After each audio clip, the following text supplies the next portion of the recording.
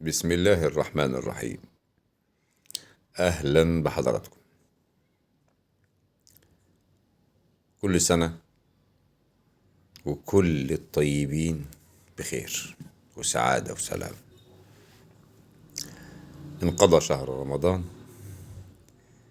وفاز من فاز وخسر من خسر. متعودين مني ان انا ما بشغل فيديو بتتفرجوا انا بعمل ايه وانا برغي. بحب اتكلم من قلبي.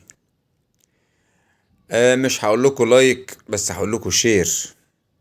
اللي يعجبه كلامي ينشره في نطاقه إن كان واسع أو ضيق. النشر بيفيد لو في معلومة ممكن حد يستفاد منها. ورمضان في مصر حاجة تانية، والسر في التفاصيل. ايه هي التفاصيل بقى؟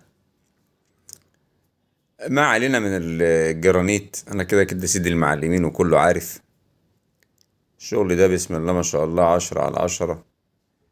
دي المادة اللي انا شرحتها، لا ما شرحتهاش، بشرحها للي بيكلمني. وكل الشكر والتقدير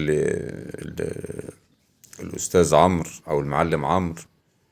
راجل محترم من القاهرة، رن عليا، راجل صنايعي رخام، وقال لي أنا بستنى فيديوهاتك وأنا بحبك وأنا عارف إن أنت بتحب تقول الخير للناس وبستفاد منك.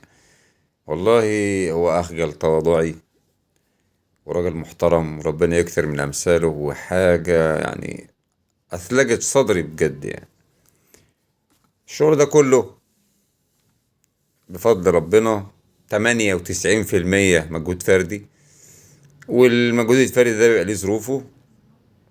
التفاصيل عشان ما بحبش اشت عن الموضوع. تفاصيل رمضان، واجمل حاجة في رمضان السنة دي هي ان الواحد يبقى اب بجد. الرخام كده كده ما انا اتكلمت فيه كتير، بس احلى حاجة المواقف اللي بتحصل وانت واخد عيالك كده ونازل المسجد التراويح وبتاع، بتشوفهم وبيصلوا في الصف اللي قدامك او جنبك، بتحس ان انت فعلا خلفت.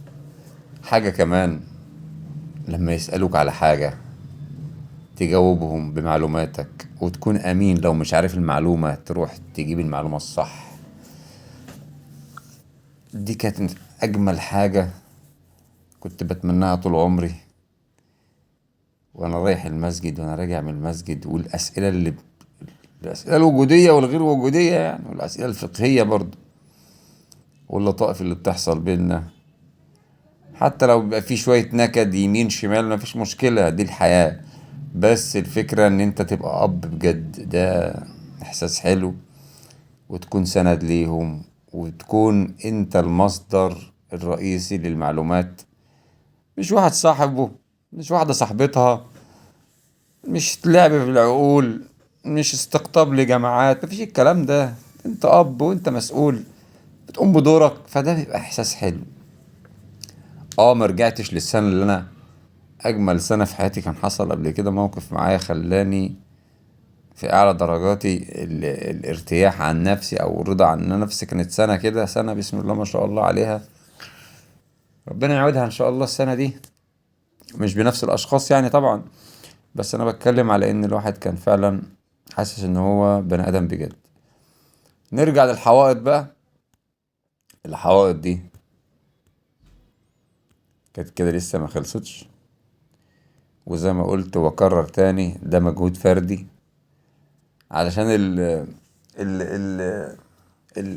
الشخص اللي كان بيقول لي انت، اللي كان بيقول تعليق، مش هعتبره تعليق سلبي قد ما هو نفسنا او حاجه، يعني في حاجه جواه يعني. تطلع ما تطلعش، دي يا رب ما تطلعش، عشان طول ما جواه هتقتله ما فيش مشكله، ويخف الاكسجين اللي بياخده. الحوائط زي ما حضراتكم شايفين راكبه بكنات. العمود، شكل العمود مش فكرتي، فكرة الباشمهندس، ربنا يبارك في عمره يا رب، ويبارك له في زوجته واولاده. اخ وصديق وعشرة عمر، ومش هقدر بقى اقعد، مش هوفي حق ولو قعدت اتكلم يعني. فربنا ايه، لو زكيه على الله والله حسيبه. ربنا يعلم اللي فيها ايه.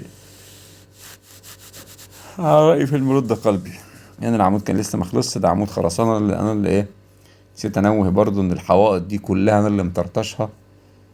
طبعا الصناعية يعني هيعرفوا يعني ايه مطرطشها.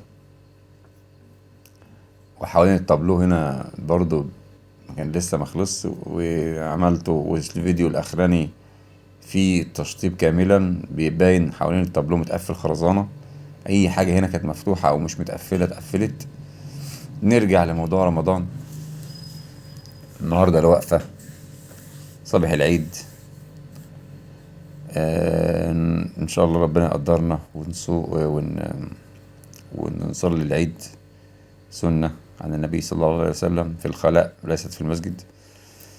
وما فيش اختلاط زي ما بنشوف في القاهرة كده، حاجة ايه الاخر قلة ادب. لا طبعا الاختلاط ده مذموم حتى لو في الصلاة. والكعبة، الناس اللي بتطوف في الكعبة، عشان جالي سؤال زي ده بيقول لك ده احنا الناس بتكشف وشها واحنا بنطوف. لا، من السنة انها تغطي وشها لما تكون منتقبة اذا كانت بتعمل عمرة او بتحج. نرجع للفيديو تاني. هنا كنت خلصت المدخل، بس طبعا لسه ايه التشطيب النهائي ده كده برضو كده مش متشطب نهائي.